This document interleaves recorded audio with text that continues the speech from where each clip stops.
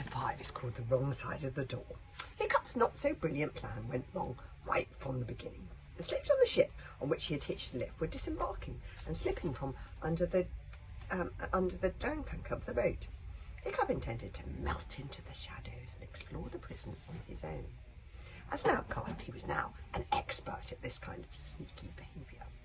But as he tiptoed away, the wounds fan sneezed from his waistcoat. It was quite a quiet sneeze, but unfortunately Toothless called out "Blister!" which is Dragonese for bless you, very, very loudly. And then "Blister! Blister! Blister!" as Woden's sneezed 3 more times.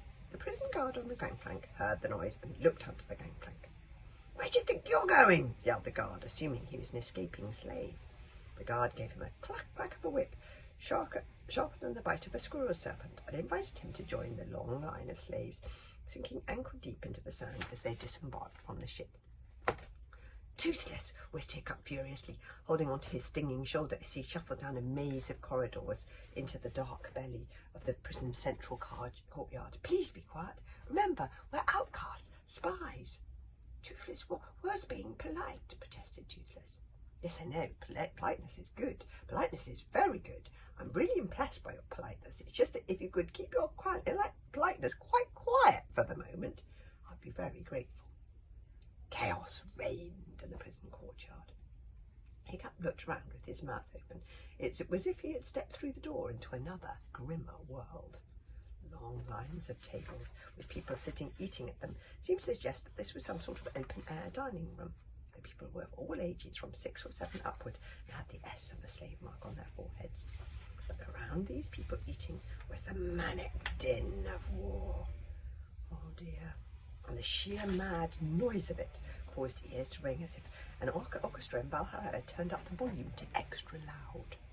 Screaming warriors ran hither and thither, hammering swords and spears out of molten red-ended metal. Above Hiccup's head, a continuous rocket explosion sent out huge clouds of yellow smoke that stung his eyelids and crept inside his nose like sulphurous slugs, gagging his throat with a smell of rotten eggs.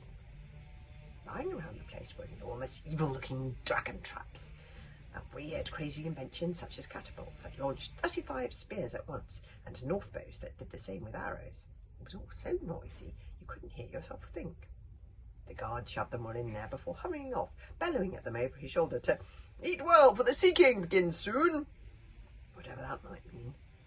To Hiccup's horror, the courtyard was absolutely packed to the brim with people he knew from tribes all over the archipelago, and as he was the most wanted person in the Wilder West right now, he thought it would be wise to slide away into a side corridor.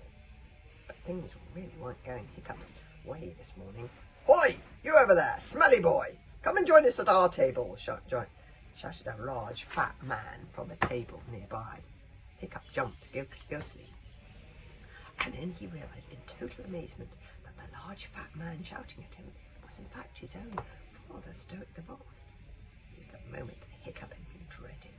The wart in the eye patch and the smell were doing that job though, because Stoic clearly didn't have the faintest idea who he was. He's not having any trouble, very, very good luck with his parents at the moment.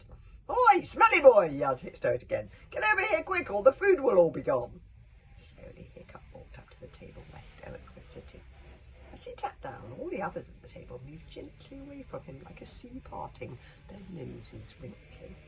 "This must be what it's like to have a highly infectious disease," thought Hiccup.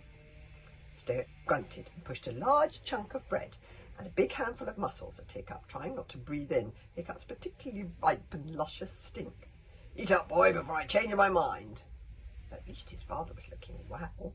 He looked a little sad round the eyes, perhaps with a few streaks of grey in his magnificent moustache, and he'd lost a bit of weight, but he could still be described as a huge fat man with a beard as red and out of control as a forest fire.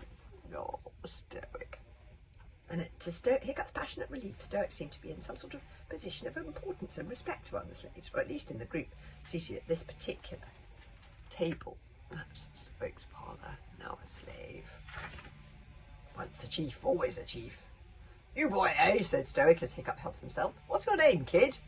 Hiccup forced himself to look his father right in the eye. This was awful. He was in two minds about this because he was undercover, of course, and it would be deadly dangerous if people started recognising him. But surely, Stoic must know who he was.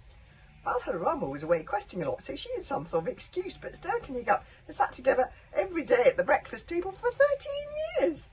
How unmemorable exactly was he? For Thor's sake, he knew he'd grown up a little, but it wasn't as if he was wearing a large curly false moustache or anything. But no, Stoic clearly hadn't a clue, not even the merest smidgen of an idea that the boy he was sharing his supper with was his own only son. "My name is Watty McSmelly," said Hiccup. "Good name," said Stoic approvingly. "What tribe were you before the slave market?" "The Lost Tribe," said Hiccup, thinking fast. "Welcome to the company of amber hunters, Watty McStinky," bellowed Stoic, giving him a hearty slappy on the back. "McSmelly," Hiccup corrected him, choking slightly on his muscle. "You have to belong to a group here, McSmelly." "Smelly? Oh, for goodness sake, his father couldn't... Smelky. Smelly! Oh, for Thor's sake. His father couldn't even remember his fake name. He was going to forget it himself at this rate. "Otherwise you won't last a day out there on the sands," bellowed Stoic importantly. "We are the Amber Hunters. Listen up, Amber Hunters. We've got a new boy here. This is Portly McSpelly, late of the Lost Tribe." Hiccup looked at the Amber Hunters and then around him at the courtyard, and his heart sank right down into his sandals. Everything was back to front and upside down. All the more people were in charge. Up at the high table were the warriors of the Wilder West, swaggering around in their purple and yellow sashes, and amongst them Hiccup recognised some of the more unpleasant hooligans from his own tribe. The new chief, Snot Face Snotlet, and his cronies, Dog's Breath, the Durbrain, and Clueless. And down here in the slave pit were many noble, respected men and women who a year earlier were proud warriors of their tribes, but were now wearing the slave mark.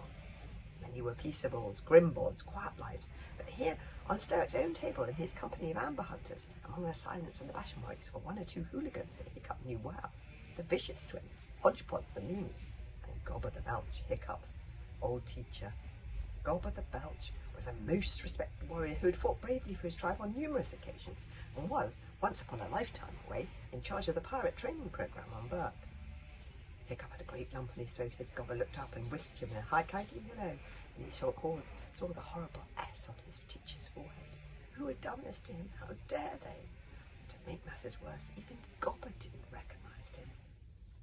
Had he really changed that much? I'll have to find out what's happening with the Sea King tomorrow.